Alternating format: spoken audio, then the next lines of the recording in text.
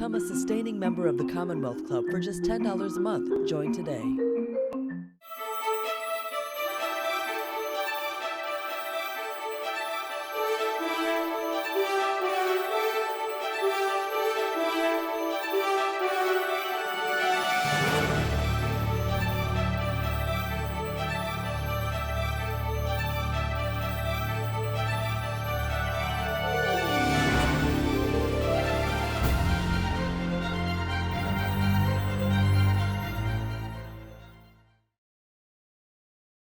Good afternoon and welcome to the Commonwealth Club of California. I'm Carolyn Weisinger, the Education Coordinator for the club.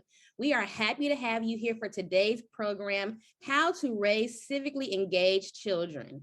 This program is presented by Creating Citizens, an initiative of the club's new education department. We are so excited to present this exciting multi-generational panel that focuses on the foundation of creating citizens, our families. The Commonwealth Club has produced more than 550 online programs since the beginning of the pandemic. And although we are slowly returning to in-person programming, we will continue to share our events online in the future. Please head over to the commonwealthclub.org/events to see what we have coming up online and in person. If you enjoyed today's program and want to learn more about creating citizens, please email us at education@commonwealthclub.org and continue today's conversation by using the hashtag Creating Citizens when you tweet. Now it's my pleasure to hand this over to today's moderator, Kimberly Ellis. Kimberly is the director of the San Francisco Department on the Status of Women. She has been dubbed the most powerful non-elected person in California Democratic politics. She launched Unbought and Unbossed as an incubator for political disruptors in 2018, but most importantly, she is also a mom. And with that, take it away, Kimberly. Thank you, Miss Carolyn. And I want to thank the Commonwealth Club and Creating Citizens Initiative for your support of today's program. I want to thank all of you who are joining us virtually. And of course, I want to thank all of the parents, all of the moms who are here, and all of the kids who have joined us for what is sure to be a really, really inspiring and engaging conversation. And so with that, I want to say before we begin that I, in honor of today's show, wore my t-shirt, which is Harriet Tubman. And to me, one of the reasons why I was really excited to host this conversation is because there are so many reasons why young people in particular are inspired to get involved civically in our world. And so I'm just really grateful for the opportunity to moderate today's conversation. So with that, I want to jump right in. I want to start by asking our parents, our moms today, what do you do in the world that we live in? And more importantly, how do you do it? And so with that, I'm gonna kick it over to someone who I know personally and is a very dear friend. I refer to her, many of us refer to her as Queen Latifah. So Queen, if you would start us off and then we'll keep moving it along. Well, I love that I'm on this panel with you all. And when I got the title, I got to say, I was like, I don't know. One thing I do know is that I'm a good mom. And one of the things that inspires me to raise the two little girls that I have. One is not little, she's on the screen now and she's 25 and you'll meet her, is a poem. And Amina, you know this poem. I'm not gonna read the whole thing, just a few lines, but when I feel like I don't know what to do, how am I going to ensure that these children see bigger and feel bigger and love bigger than me? I remember Khalil Gibran's poem where he says, you know, your children are not your children. They have the sons and the daughters of life's longing for itself. They come through you, but they are not from you. And though they are you, they don't belong to you. Two more lines. You may give them your love, but not your thoughts. They have their own thoughts. You may house their bodies, but not their souls, for their souls dwell in a place of tomorrow. Amina knows every word of this poem because as a 19-year-old mother plus, I would sing the Sweet Honey in the Rock version to her, understanding that my job was to build her because she doesn't belong to me. She belongs to the world that she absolutely is responsible for making better. And that is what I believe I owe her. And I have a 10-year-old daughter, and she knows those words as well, that our lives should be lives of service. Thank you for that. I want to turn it over to you, Amber. Share with us a little bit about you, what you do in the world and how you do it. Yeah, so first of all, shout out to everybody on this panel and also to anyone who is not on this panel doing the great work every single day. I'm just honored to be here and honored to share this space with you guys and your kids and my own kid. So I show up in the space, Latifah's words like rang so true in my ears. For me, parenting is a gift. So what gift am I going to present to society once I release this individual? And in my case, I have 3 individuals. Once I release my 3 individuals onto the world, right? What fires are they going to set? Who are they going to inspire? Who are they going to collaborate with and work with? And so for me, it's more of like, okay, you've spent this time in my incubator. It is now time for you to go out and do something with other people, not just with yourself. And so that's just essentially how I come into motherhood and just go into everything that I do.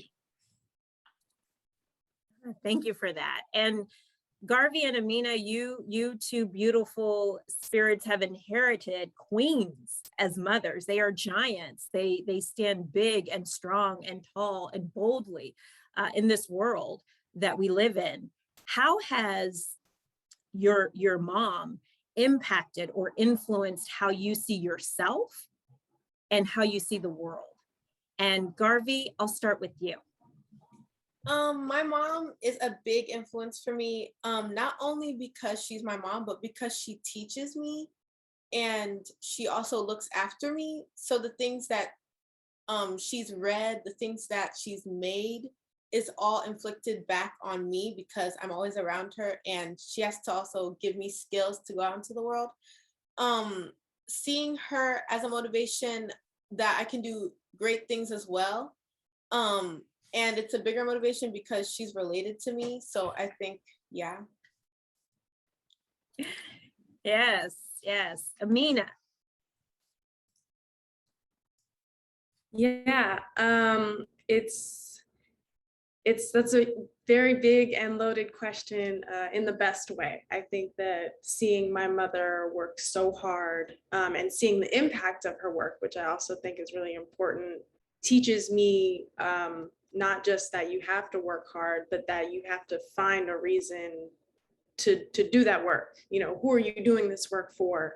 And it's so funny that my mom brought up that poem, because I was going to bring up that poem, and I swear I already had it planned out. But, you know, really like thinking about myself and my relationship with my mother and my parents and everything that she has taught me, and how I'm going to teach the next generation after me that I belong to everyone else. I don't belong to my parents. I may not, I mean, I am me and I am myself, but I don't only belong to me. I belong to everyone because I have abilities that I need to use to serve others. And that is something that my mom taught me, and really kind of the North Star that I use to drive in my life. So that's, I think, really the foundation that my mom taught me. Yeah, thank you. And all of you have sort of touched on this a little bit. So let's just dig a little deeper. Let's talk a little bit about your leadership path and the path to leadership and sort of where you find yourself today. Latifah and Amber, if you could just speak to what your leadership path has been and how intentional were you in your child's path being either similar to your path or different than, or even a combination of both. And so with that, let me start first with you, Amber, and then we'll move over to Latifah. Yeah, I would say, you know, my leadership path started with education. So I started my whole career as a PE teacher and health teacher and varsity coach. I was a former college athlete. So for me, it was like, oh yeah, of course, I'll go into teaching and coaching. This is great. I think the gift to be able to stand in front of a room of students and them challenge you and you challenge them definitely forces you to evolve your own understanding of the world. I was a young teacher as well. So like, I'm in there with them, learning with them. And then also after that, like leaving education and then going into like working at a curriculum resource, right, at iCivics, just seeing how like, okay, how do I impact more people? How do I bring more people in? How do I grow my ability to collaborate and engage others around passionate concepts, right? And then, so I think for me, the evolution of my leadership is education. That's at the root of it. Like, what can I teach? How can I trade skills? How can I trade understandings and resources and opportunities with other people so that I can cross-pollinate with others? And I bring that into my, parenting as well, right? Like I'm not just dictating, right? In education, we call it a sage on the stage, right? Or a guide on the side. For me, I'm a guide on the side in this motherhood journey. I'm not telling them what to do. I'm asking them, okay, well, tell me more about what you think. Why do you think that? Let's go on this journey together. So, education is at the root of my leadership. And I would say I take that into parenting as well. Thank you for that. Atifa. I love the question. And I'm looking at Amina, and it's a difficult one. I've, at 44, had a number of amazing opportunities to serve. And, from leading a nonprofit organization focused on developing the self-determination of girls. And the Young Women's Freedom Center was an opportunity for me to lead a lot of young women across the city and frankly the state. And Amina was just a little girl, and I was the executive director, and she would come and she was at every meeting in the community. She was in the Tenderloin, she was in the Mission, she was at protests, she was at Saturday study group meetings. She was at daycare for longer than she should have been because I was running late supporting a young woman in crisis, times 100. And I remember when I was working for now Vice President Harris, she was the DA, and I had not finished some casework. Then DA Harris said, go get your baby and bring her back. The work has to get done, right? And that ethic, I think I've kept even in the course of many crises that happen. As being a mom and being a Black woman, you face obstacles, and I've learned through these leadership positions now, being an elected and running a foundation, a philanthropic institution. I know that while our lives have changed, I can pay my bills on time, all of those things can happen, but my leadership journey is still continuing, not just as a professional and as a servant, but as a mother.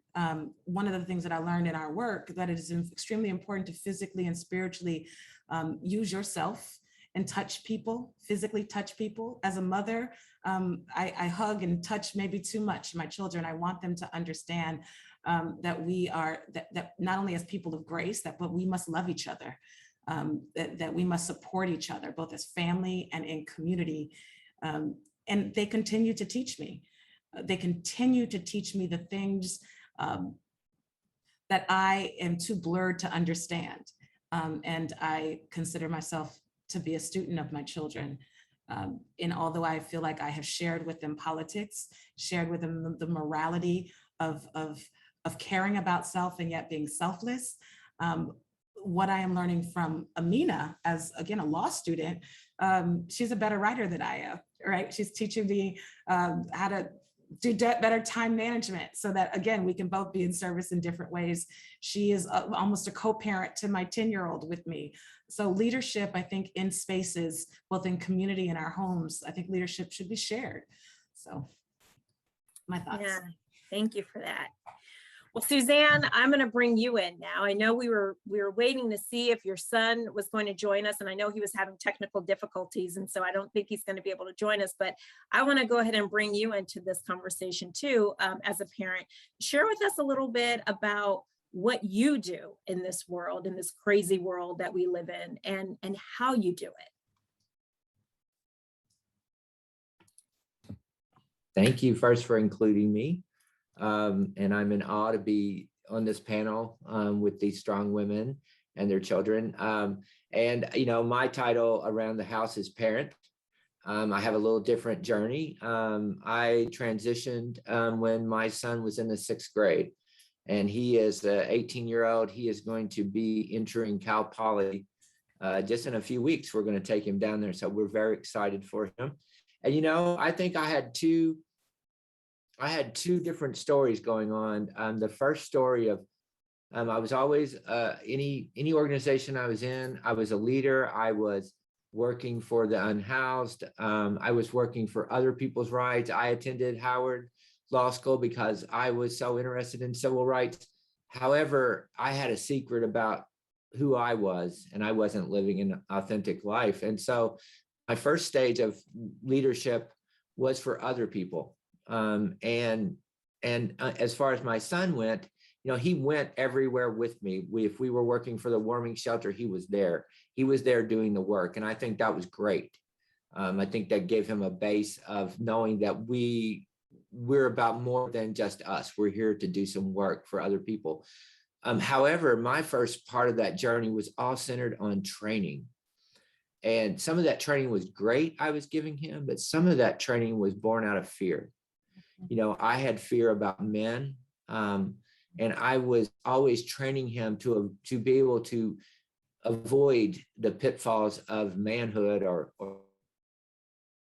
and so when I transitioned, a great thing happened at our house. It quit being about me training him, and it became about me leading an authentic life. We tell our children all the time, you know, you can be anything. You're great. You just be you. But then I wasn't doing myself. So I transitioned, and one day he looked at me. I was trying to train him, and he looked at me and he said, you know, if you get to be you, I get to be me. And wow, that was the start of. That's the only reason I should be included in this panel, because that was the start of a real education of both of us and a real journey towards being different people. So, Wow, that's powerful. That he looked at you and said, "If you get to be you, then I get to be me." So beautiful. Well, let's continue on. And Suzanne, I'm going to start off with you and then rotate back around.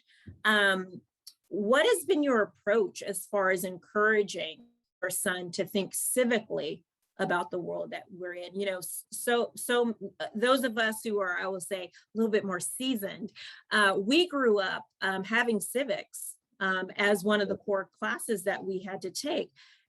Nowadays, you're lucky, quite honestly, if you find civics being taught in our schools, certainly in the public schools. So we have to be more intentional about teaching civics at home. And so talk a little bit, Suzanne, about sort of what you've done as a parent to encourage your son to get more civically engaged in the world.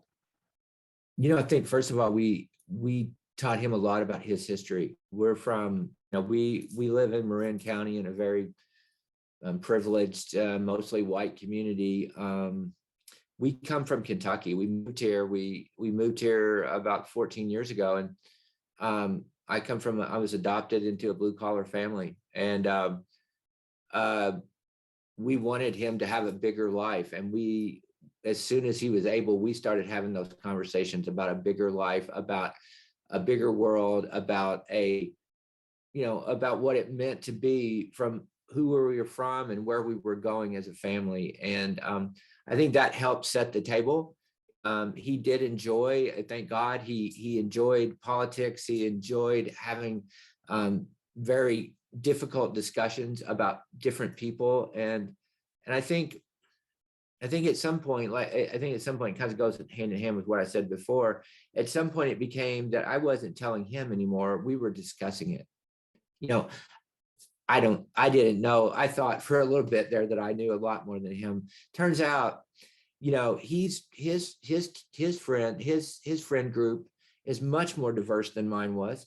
His friend group can put on different hats. They can, as far as gender, sexuality, political beliefs, they don't get typecast. They are in an active conversation about who they're going to be. So I think giving him the room to have his own opinions. I mean, the last presidential election, I was a Biden supporter and my son was a Bernie Sanders supporter. And I heard some of these great things come out of his mouth. And I heard some bad things.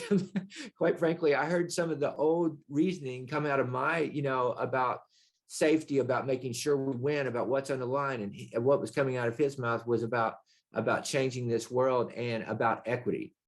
So, and I hope that we started that discussion with him, but I'm pretty sure he's going to go have a much better discussion and a much better outlook than I do. Wow, that's beautiful. Out of the mouths of babes. Okay, Tifa, what have you done and what has been your approach in terms of encouraging Amina? I know Amina, like so many of our kids, sort of grew up when they were in the strollers, when they were in the little snuggies on our chests, sort of knee deep in protests for workers' rights and minimum wage and what have you. But what other things besides sort of planting those seeds subconsciously, what else have you done to encourage Amina to be civically engaged in this world? Amina, I actually want to ask you that. Yeah, because I know what I think I did, but why don't you share? I think the best, I don't know, well, it definitely was not intentional. I think that if there was any way to do it differently, maybe it would have been different. But my mom, because of the circumstances that we were in, had to take me everywhere. Kind of alluding to what you were talking about, Kimberly, where I was at all the protests and the healing circles and the board meetings, and I was there. And I think that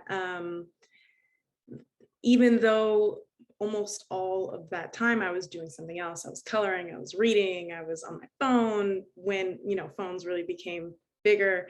I was picking up things, I was listening, and I took in that information and I saw how work affects the community. And so I think that was a really, really big part. I really don't think it was intentional, because if my mom could have afforded daycare, she probably would have done that, but she couldn't. And I think that, like, her being forced to take me there, while very difficult for our family, and I'm sure very difficult for her, I saw so much. And I learned so much, probably more than I should have been learning, but I don't want to say it matured me, but it opened my eyes at a very young age to the strife and the difficulties, but also the beauty of the community and the things, the beauty of the struggle, though can be a problematic statement in itself, but the importance of being engaged. You can't afford not to be engaged. Every single thing that you are doing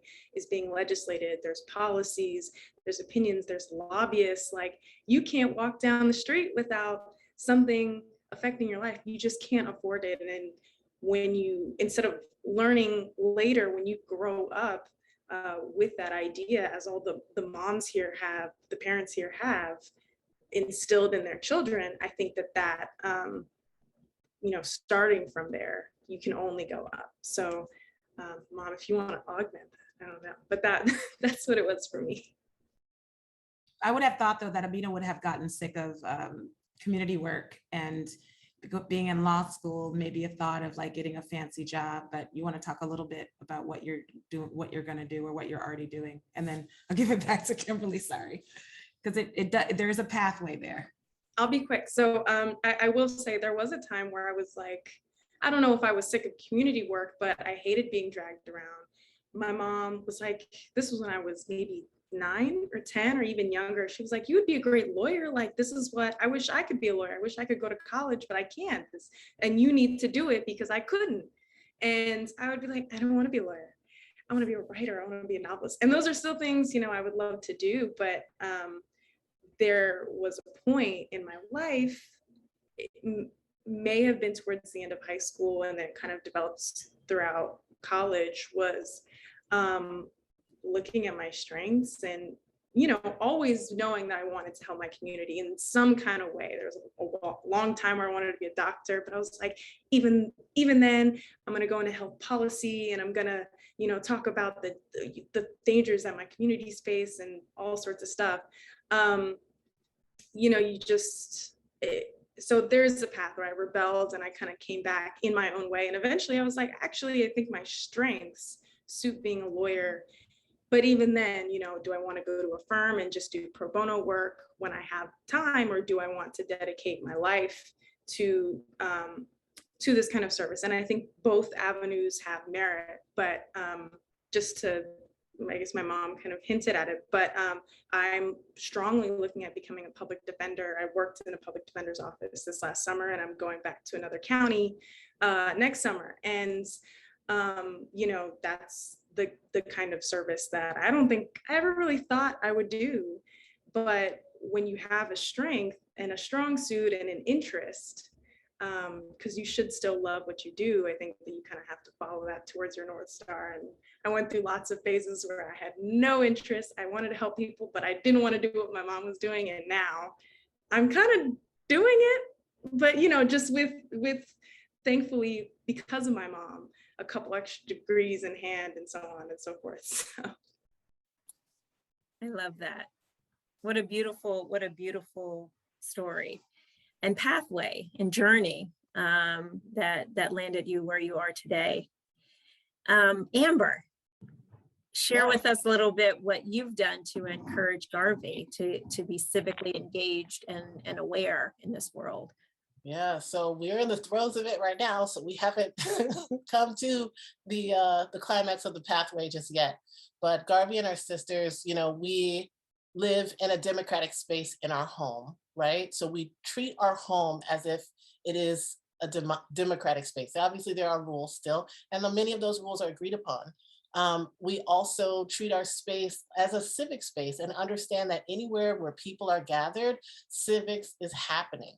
Right? There are processes that are civic processes that, you know, I'm trying to teach them about, you know, understanding how power works, understanding how you can combine your power with other individuals so that you can get things done, right? Understanding the path, right? So yes, we want to make sure that we go out and we protest and we listen to our community, but we also want to make sure that we follow that up with voting for the right people, with following up on the folks that we voted for to make sure that they're doing all the things that we've asked them to do, right?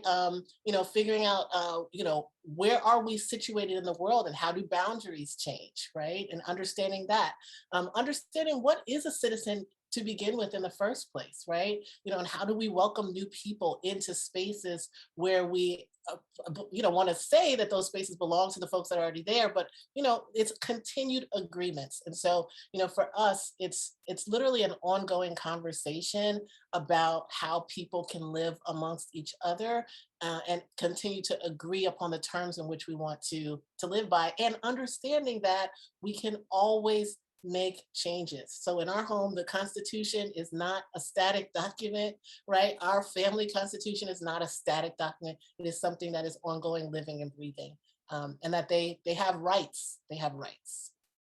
Did I miss anything? Yeah. Yeah, well, I love that. They have rights. And knowing your rights and understanding them and knowing you have a voice and using your voice and encouraging them, I think is so important for our kids nowadays. And so thank you for that.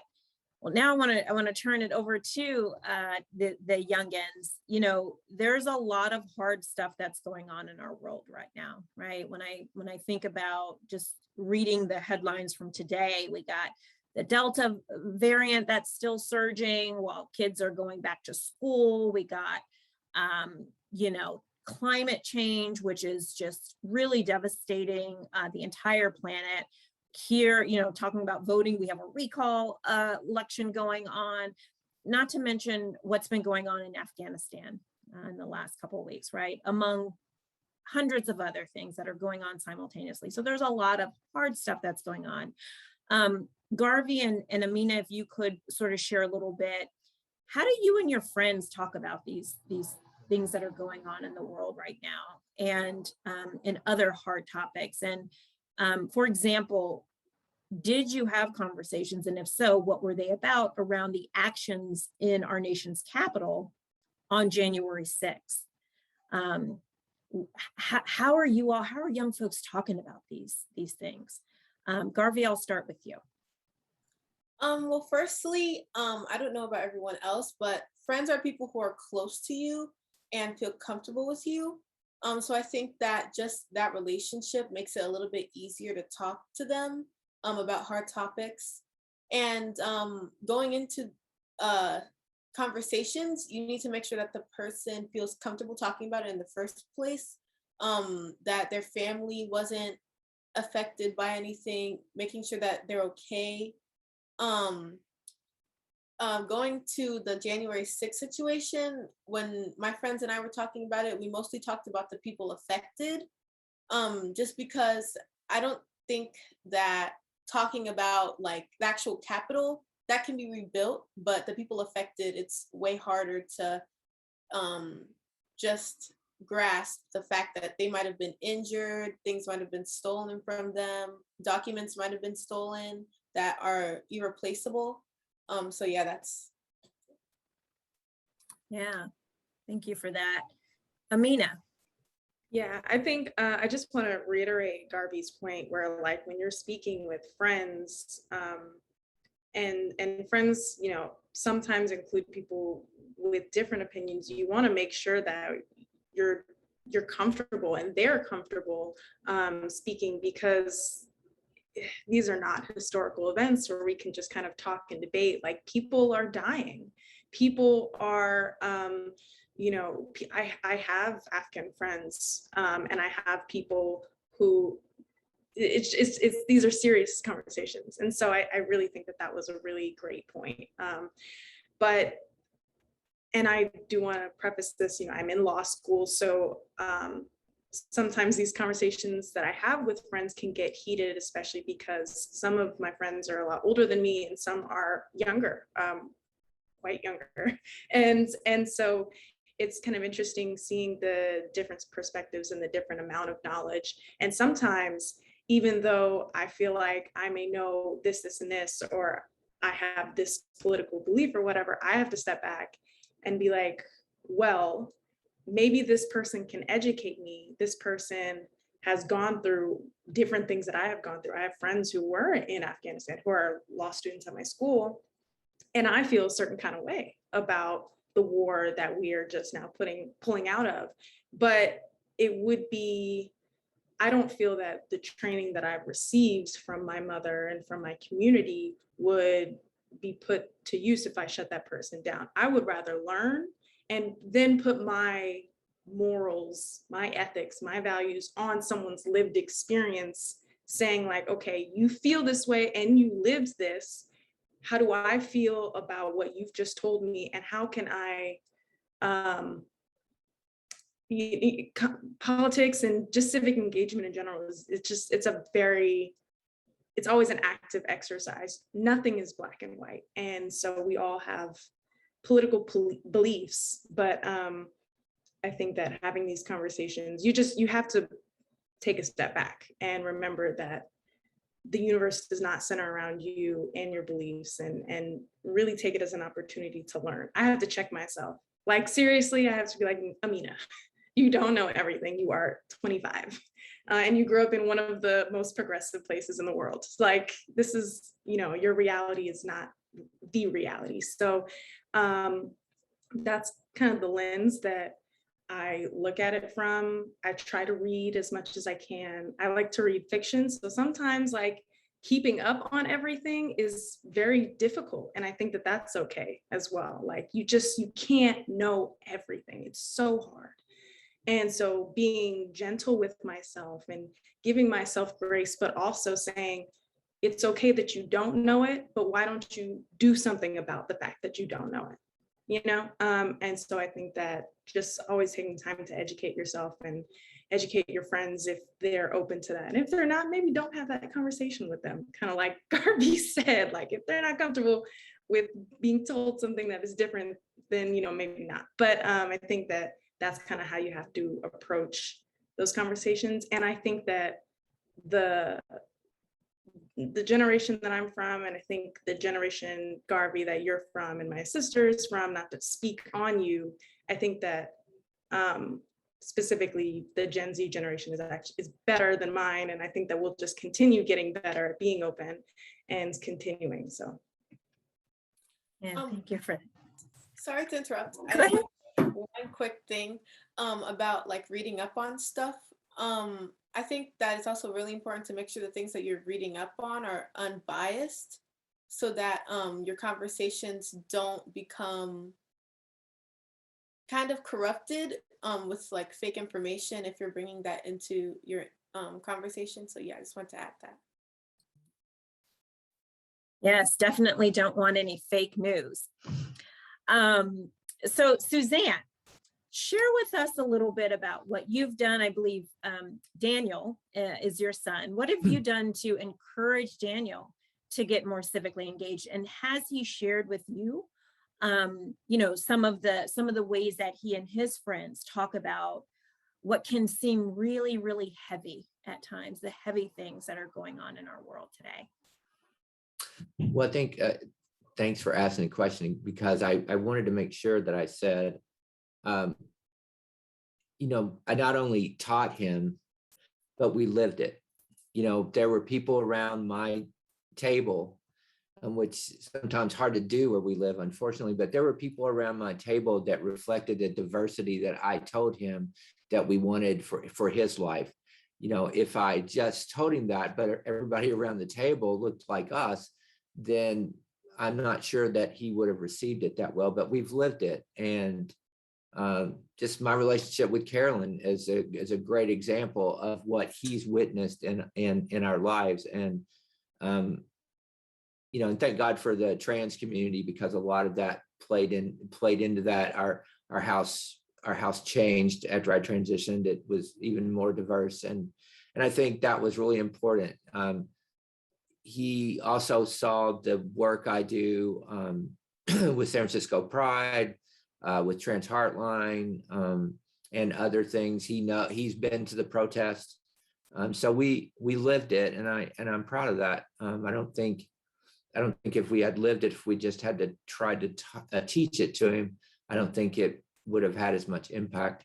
And that's obvious. The other people on this panel, it just kind of pours through. I wish Daniel was here, because you can just see it, and with the relationship between the mother and the kids, or I should say mother and young adults. I apologize. I'm old. As far as his friends, you know, I love it when his friends are over. His friends know that I'm politically engaged. A lot of them are in the Gay Straight Alliance at San Marin High School, and I involved them. I'm president of the board of directors at the Spar Center, and I have involved a lot of his friends in that work. And it's been great, not only just, you know, to see his friends grow up with him, but also to see them work, to do the work with them. And they, you know, I think it's great. They know what's going on in the world. They're often talking about it around our table, but they also have joy. They have joy still. And it would be easy to sit here and think about the headlines that are going on. I despair. I mean, you all know on this panel, the people that I'm from, a lot of them are the people that supported what happened on January 6th. Sometimes it seems hopeless from the people that we're from. It sometimes seems hopeless, but those kids, they have joy. They find joy in me. They treat me. I transitioned, like I said, when he was in 6th grade. So all this group of kids, they saw the transition. They did it with me, you know, the school parents, everybody. So I think that's the thing that they've taught me the most, that no matter, we could be talking about some horrible things, but they can turn around and a few minutes later, they can be happy, they can be light, and they can move on with their lives. And I think that's a great lesson, you know, for me. Yeah, no, that's beautiful. And I'm glad that you mentioned the word joy, because I think so much of being able to survive and be resilient in the world that we're in right now is not losing hope, but more importantly, not losing our joy. And so thank you for sharing that, because I do think that is a really important thing, that even in the struggle that we're able to find joy, that even amongst all of the hurt and pain, that we're still able to find joy and beauty in this world and in our lives. So thank you for that. you know, I want to hear from the kids in terms of, and Suzanne, you shared a little bit about some of the activities that Daniel's involved in. I'm going to hear from Garvey and Amina, and then maybe you can share if you know any other extracurricular activities that you kids are involved in that, you know, where you find joy and where you're able to be civically engaged, or as Amina was sharing, reading fiction where you just is your outlet for disconnecting from the real world, right? What are some of the ways that you spend your extra time, your extracurricular time? Garvey, and then Amina, and then Suzanne, if you know of any of the things that Daniel's involved in. Well, before quarantine, I used to be on 2 sports teams, and unfortunately, I can't be on them anymore. So I spend lacrosse and field hockey, and now I spend my time mostly on a gaming platform called Roblox. And these days, I really enjoy trying to spread awareness for what's it called? Virtual blackface, which is something that I saw in the Roblox community, and I'm tried to not erase but educate people why it's similar to real life blackface and why it's bad and we shouldn't do that. And also I joined a club at school called Diversity Club, and we try to make our school not more diverse, but just learn about each other's cultures and just bring each other in and welcome each other. So She's also learning how to like code. Like Garvey is not going to tell y'all all of the things, but she's learning scripts so that she can code her own game in Roblox, right? yeah. Yeah. So like, you know, there's other things that you're doing too. You want to share? Okay, I'm embarrassed. She's like, don't tell all my secrets, Mom. Right. Put me on Front Street, Mom. Amina. Yeah. I am trying to think of all the things that I've done and do, and you know, you always draw a blank. So right now I am in the intellectual property and patent clinic, and I'm just starting this year, but essentially what we do is we provide free patent advising and resources to the community, to entrepreneurs or designers who don't have the ability to consult with a firm patent lawyer. And so I'm just starting that, and I'm really excited. I am also setting my sights on joining the Howard Public Interest Law Society. I didn't get a chance to join my first year just because it's so intense, but I would love to join that. I'm actually working for the professor who's the director of public interest programming here at Howard. And I'm really, really passionate about getting students into public interest jobs and just into programming. And even if they go to firms, pushing pro bono and letting them know that there are organizations out there that need them and want them to do that work, and people out there who need them. And Howard is a great place to do that. And I think that even for the students who are more focused on corporate work, there's a stress on pro bono work. And we have a pro bono pledge here where you have to complete a number of pro bono hours before you graduate, because it's so important. And so those are some of the things that I do and love to do for my community and my passions. But you know, I love to watch Netflix. I love to read fiction, fiction novels. I think that, you know, as I get older, and it feels like my world just kind of like melts together. Like I find more, and maybe this is because of the age and the period that I'm growing in, but I find that there's so many things like fiction novels kind of regarding social justice. I recently read Octavia Butler book for the first time, and I loved it, and I love her. And so, you know, that's kind of how everything is like coming together, and I love it so much. Awesome. Suzanne, has Daniel Yeah, shared with you some of Daniel- the other things that he's involved in? Daniel's a musician. That's his first thing. He was a musical theater star from the time he got to San Marin High School. Of course, COVID kind of derailed that. They just had built a new theater and they never got to perform there. It was kind of sad. But Daniel also was the lead singer, had his own rock band all through high school. And he was always in service to the music program at San Marin. He ran sound for them. He loves to help, and I love that about him.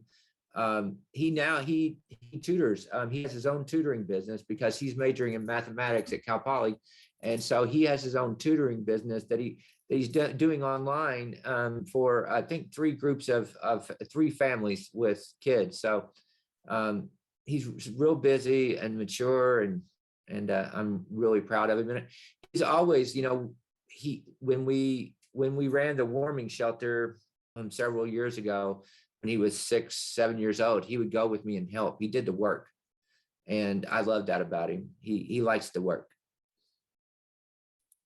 Wow, an entrepreneur already with his own business, tutoring, and a musician. I read a quote many years ago that I believe to be true, and that is that music is a universal language that we all understand, and so that is beautiful. Parents, I want to ask us one more question before we move to audience Q&A. You all have done a brilliant job of raising smart, engaged, thoughtful, empathetic children, and I think that's something that we really are missing out on in this world, is empathy, and that appears that you all have, that has been woven into your parenting of these beautiful humans. What can other parents do to raise the next generation of compassionate, not just civic leaders, but human beings?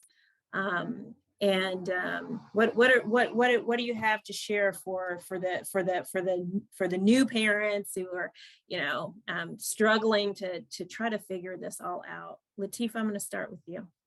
I love that question, and I think about actually three things. No one can raise a child on their own, even if you're a single mother.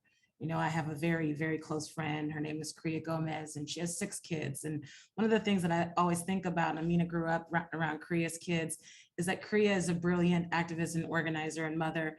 And she's married, but not only is she an amazing mother, she's trained her children to be good people, deeply good, not to step over people lying in the streets, to understand that meritocracy is a lie and that all hard work is meaningful. From the person right now who's cleaning someone's room to the person who's sitting behind a desk who never needs to lift their fingers, hard work is meaningful and people should not be poor. I've been trying to raise my kids with those deep values of seeing people, of knowing that the worst thing that someone has done is not the full equation of who they are and what their soul means to the world. I'm still learning from other parents. I would not have been able to get through the hardest moments of my life if it were not for folks whose politics met their compassion and their acts and their deeds, that love is deeply a verb. After losing my husband, I had more food in my refrigerator than we could hold. My kids saw that.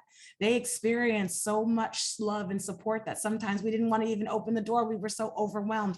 My kids felt that.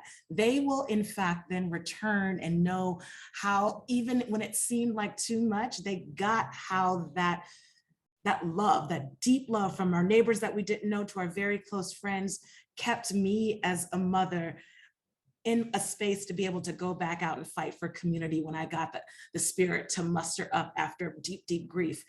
I think as mothers, as parents, we can be students, again, of our children.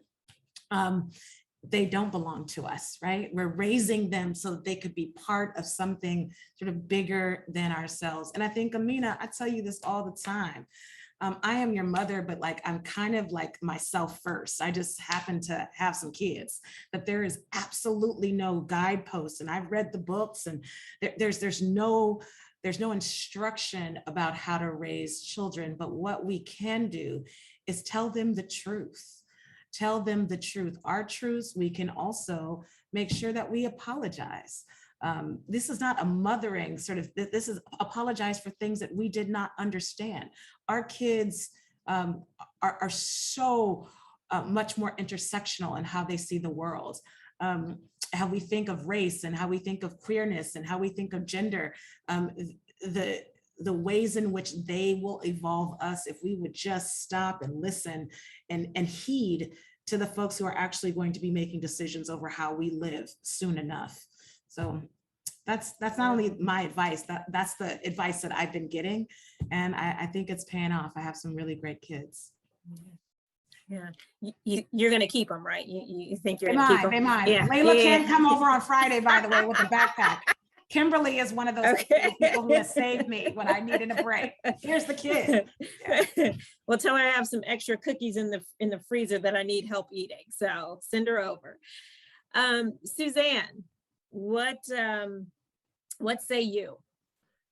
Well, I mean, Latifah already kind of said what I wanted to say, but the biggest thing I think is being open and honest. In my case, I've been in recovery for almost 20 years, and my son is aware of my shortcomings and is aware of my history, is aware of the obstacles. He knows that I am a flawed human being, but he has also been taught that I can turn around and make an amends. I can own. And I think that that's hard to do as a parent. Sometimes you don't want to tell the truth. You don't want to be honest. You don't want to be open because you don't want to be infallible. But I think it's the best thing I've ever done is drag him along to AA meetings with me, and he has seen my humanness, and he knows that if he makes a mistake in life, he knows the process to turn around and own it and make amends. And I think that connects us. And I think that's what makes us empathetic to people. Daniel's seen some very good people talk about some bad things they did in their life. And, that was like the biggest turning point in my life. A counselor once told me that you have done some very bad things, but you're not a very bad person. And I think he learned that very young. It took me about half a lifetime to learn that, but I think that's the most important thing to creating an empathetic atmosphere where your kid can thrive. Yeah, indeed. Thank you. Amber. Yeah, oh my God, so much beautiful wisdom being shared. I would say that if we want to raise empathetic people, we got to be okay with relinquishing dogma. So people believe that a certain religion or a certain political party or a certain lifestyle or a certain school or certain whatever is going to be what is going to influence your child or make them a better person, when in all actuality, it's the constant everyday work that is necessary to correcting, right? When siblings argue, jumping in there and like having a conversation about what is this person feeling? What are you feeling? Why are we having this disagreement, and working through that together? I think religions and political parties and ways of living, they're frameworks, but that is not the answer to, getting it right. So that's what I would say. Relinquish any dogma, relinquish it, like be free yourselves. Let it go. Okay, well, we have about 5 minutes left in the program, so I want to do sort of a lightning round with these last couple of questions. The first one is for the parents. You all sort of spoke to this a little bit earlier, but I want to put a finer point on it. We talked about civics. We talked about that sort of being carved out of our educational system these days. You talked a little bit about some of the things that you've done. Any other one or two things that you've done to fill in the gaps for your children at home with respect to civics? I'll jump in. Lots of James Baldwin. That's what we've been reading. Tons and tons and tons of James Baldwin, Audre Lorde. Also, like we talk about current events and we interview people on our podcast. So we are always in conversation about what is happening in the world right now. So having those conversations, sitting down is carving out that time with your kid to talk about, like, let's talk about the news cycle real quick. So I would say just real quick, and I want to save space for other people. Thank you. Suzanne, Latifa? Go Suzanne, you go. Well, I know one particular thing I did before the civics. I read the book The Education of Little Tree with my son. And that book pokes a lot of fun at white Christians. And I think we laid some groundwork for the civics lessons later by reading that book together. I know it impacted both of us that we did that together. So that's just one little thing that we did. I would say, we did a lot of things, but the thing that I think that you loved and also got on yours the most is just the consistent singing of freedom songs. Lots of freedom songs. Like, I want my kids to know not only the Black national anthem, but I want them to know and be able, on point, to be able to sing the songs that folks sung in the streets, as they battled law enforcement with dogs and fire hoses. I want them to know and understand that culture is seminal to our ability to continue to fight systems that may feel like they're stronger than us, but that were made by other people. And so they can be transformed. And so much of that was song, was culture, was language, was food, was history. So to build house that is not ahistorical, that tells the ongoing story. I don't know, Mina, would you agree? Yes, definitely agree. Amen. Amen. Okay, Garvey and Amina, what are one or two issues that you care deeply about and take seriously, even if you, today, Garvey, this is for you, can't vote on it, even if you can't vote on it, what are the issues that you're passionate about and you care about? I would say mostly healthcare and education. I think that healthcare is really, really expensive, and some people who are coming from a different country who have low income, they can't afford to get the healthcare that they need. So I think that's very important.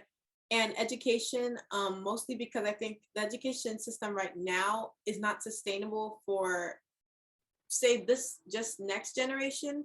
My kids, my grandkids, my great grandkids, I don't think that that's the education system that we have now is going to withstand the test of time. So yeah, I would say those.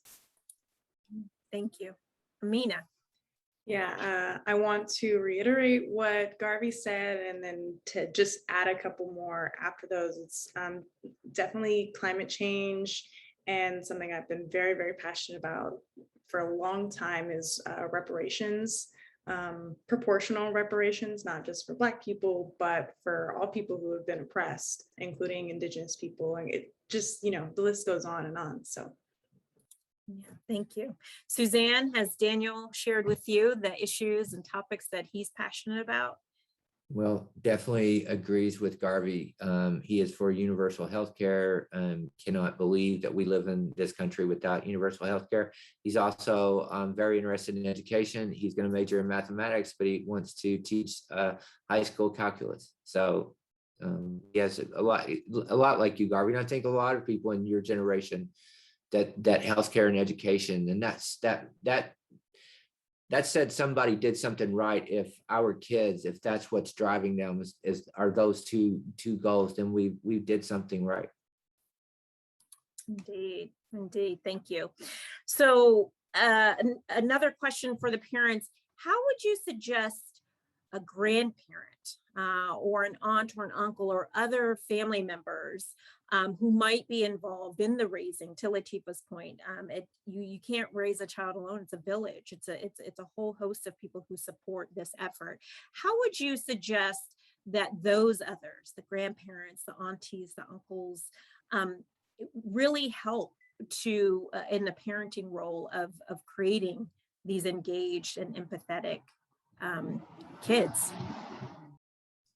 My cousin Curlin, she was a nurse and she was with 10 to 1 and I was maybe 8 or 9. And she took me to a strike on the strike line.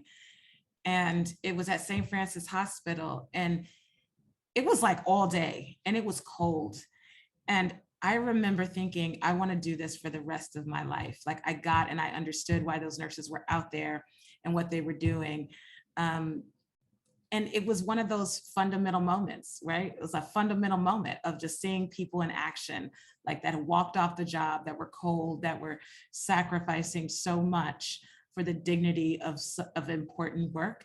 So I would say, you know, if you don't have the responsibility to raise children every single day, there is an opportunity to engage, you know, your community members' children, if you are so lucky to do so, and things that inspire you and or opportunities you believe that those children should be exposed to, that could forever change them. Folks, it is a privilege to be able to do activism and organizing. And while it should be a right to be able to stand up for ourselves at every moment, not everyone can do that for many different reasons. And so for us who are deeply engaged, whether it's voting rights, whether it's whatever it is, being able to take a child to space and place and see how action moves and see what it's like to actually fight for this democracy that we were promised, it's a gift, no matter what the age.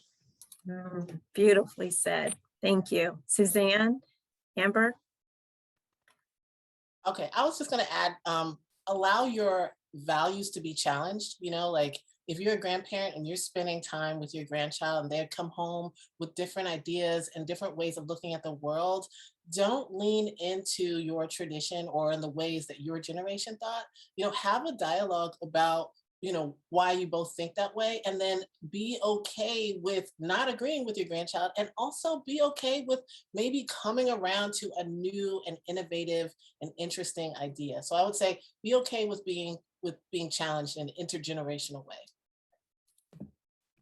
Yeah, I mean, our experience, because we live so far from Kentucky, and I was, you know, had a difficult childhood, and so we're not close to. We don't have the traditional people in our life, and so, you know, but our friends, our house, there always were people in our house, and Daniel created his own relationships with people, and we didn't regulate those relationships. Those were his relationships from a young age, and I will, you know, agree with, you know, take those opportunities if you can be with somebody. You know, if you don't have children, a lot of those people didn't have children themselves.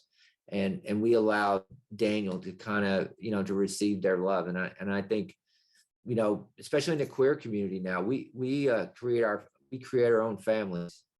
And we certainly did that with Daniel, and I think he's better for it. I mean, I wish that he'd had the traditional grandparents and seen them a lot, but it just, that wasn't part of our makeup. Yeah, thank you for that. So I want us to close up now. We are officially at time, but I want to open it up for everyone on the panel to just share a closing thought or a few sentences as it relates to sort of, you know, what it means to be a parent in today's day and age, what it means to be a kid, young adult in this day and age, trying to figure it all out, trying to navigate, trying to stay positive, trying to go to school, trying to work, you know, and also stay civically engaged and educated and aware. And also at the same time, trying to inspire others around us to also take part in what you just shared, Lateefah, fighting for the democracy and the world that was promised us. As we know, it is not free. Freedom is not free. And as Coretta Scott King said, it is the duty and responsibility of every generation to fight for our freedoms. And so parting words for those who are joining us out there in the virtual world, as we continue this journey of trying to raise empathetic and compassionate and smart and thoughtful humans, the ones who, as was said before, will be taking care of us soon enough.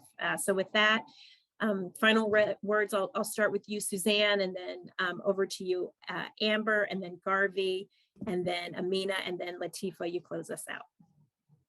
I just, I guess my final thoughts is I'm sitting here and it just sat here and kind of hit me in the face. I'm really blessed in my life to sit here with strong Black women.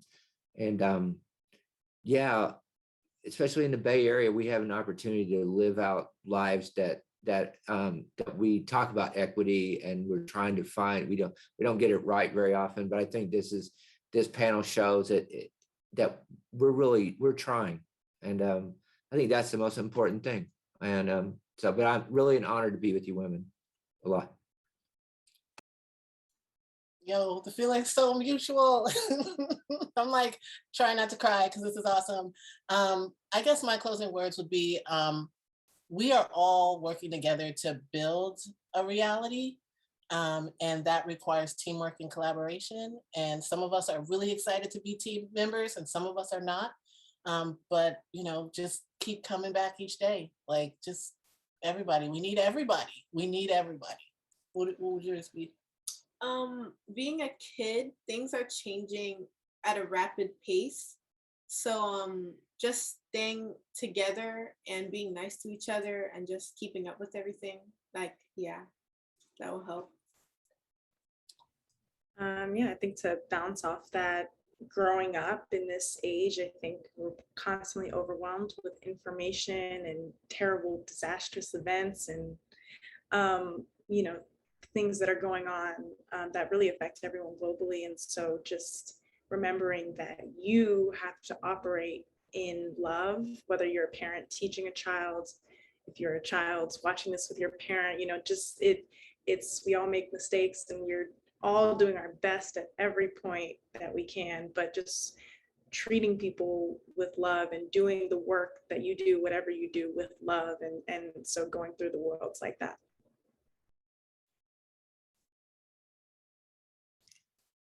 I would say I love this conversation more than anything. My goal is just to try to raise free Black girls, free girls of color, free children of color. Freedom, again, is this large concept, but knowing that they will have a birthright of going and being and living and loving. And so much of the hard things that are out there can in fact transform. I want my children to be fearless, to be able to face confrontation and pivot with clarity, right? And for them to, again, see me saying sorry when I've gotten something wrong, to understand power and the limits of it, and to be able to challenge power when it is evil and it is destructive, and to know that they actually not only can have the skill and the might to do it alongside other folks, but that it is their responsibility to shake down tyranny. Again, to your point about moving our folks towards civic life, it's their responsibility to chant down Babylon, to chant down tyranny. They were lucky enough to be born in a time where movement and organizing is what is expected of us. So, yeah. Hope you hear that, Mina. Yeah. Thank you for that, and thank all of you. And I'll just sort of end by sharing that, just to build off of what Latifa was saying. I think that there are, those in the world who have the privilege and the luxury to not be engaged and involved in civics. For many of us, we don't have a choice. We are sort of born into it. And then there are those who actively choose to be a part of it. But for those who are either in it because they don't have a choice, or who choose to be in it, I believe that we are choosing to be in the struggle. And to be in the trenches every day and to, put on our battle gear as we go out and we fight to create that world of justice and fairness and equity for all of us. And as we do that, what my sort of final parting words would be for something that I've always known. We talk about it, aren't so good at actually doing it, but I think became crystal clear during this last COVID period. And that is the importance of taking care of ourselves, the importance of making sure we fill our well, because we cannot give from a place of emptiness and from an empty well. So making sure that we take care of our mental, our physical, our emotional, our spiritual well-being, I think is going to be incredibly important as we continue to do the work that we do, the parents out in the world, to create this world and to be able to teach and learn from these incredible humans that we are helping to raise. And so with that, I want to thank Suzanne and Daniel for being with us in spirit. I want to thank Amber and Garvey and Amina and Latifa for making time in your busy lives to join us and share your brilliance and your genius with us. I want to thank Carolyn Weisinger, who produced today's show, and the Commonwealth Club and the Creating Citizens Initiative, and for our tech team, and for all of you out there who have joined us. Thank you for being a part of this conversation. We look forward to great things from you youngins, no pressure, but pressure, and helping to bring about this world that we know is possible. So with that, we bid you all farewell, blessings, and we look forward to the next conversation. Be safe, take care, continue to wear your mask.